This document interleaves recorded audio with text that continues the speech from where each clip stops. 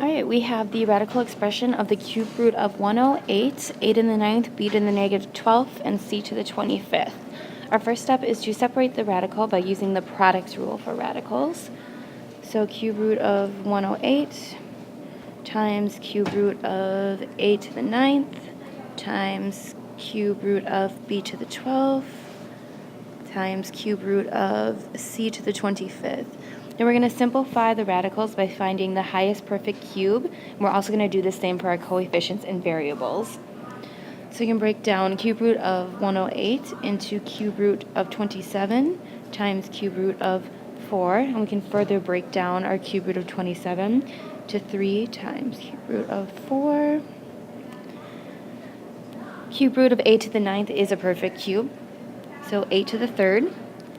And then cube root of b to the negative 12th can also be simplified into b to the negative 4th.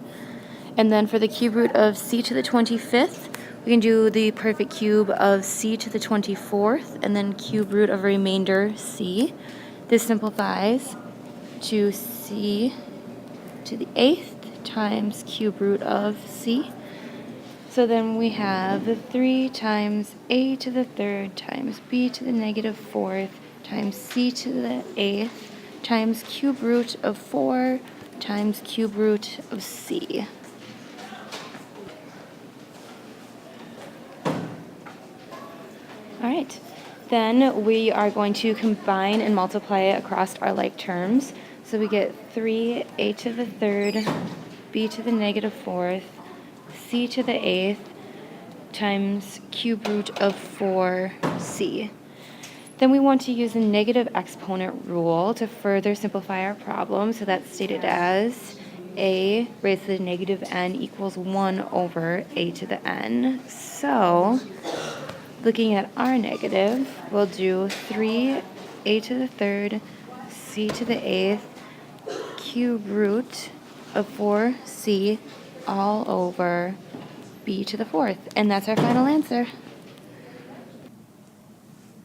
Okay, first what you're going to do is try to find the cube root of 320, but it doesn't go in there equally, so you have to factor it out,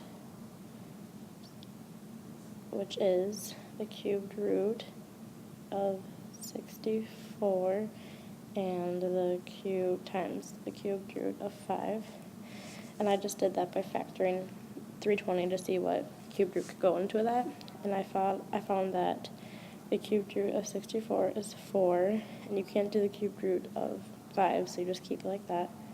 And then find the cubed root of x to the 5th, and 3 goes into x to the 5th once, and there is 2 left over. Whoops.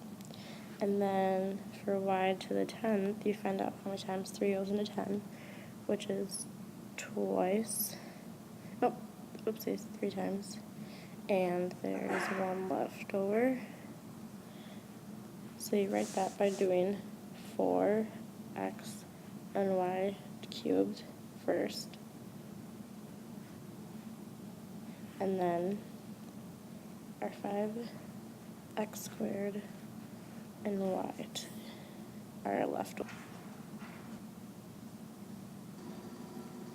Alright, first thing you want to do is find the cubed root of 320, but it doesn't go in there evenly, so you want to find what factors of 320 have a cubed root, which are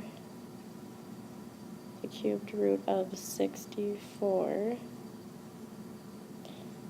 times the cubed root of 5. And I just did that by factoring. The cubed root of 64 is 4, and then there is no cubed root of there's no cubed root of 5, so you keep it like that. And then you want to find out how many times 3 goes into x to the 5th, which is only once, with a remainder of 2. And then you want to find out how many times 3 goes into y to the 10th, and that goes in there 3 times, because 3 times 3 is 9, and there is 1 left over.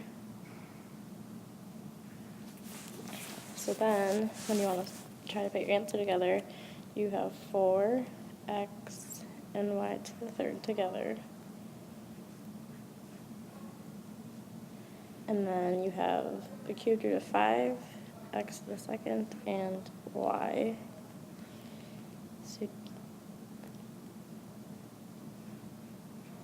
you right there, x to the second, and y. And that is your final answer.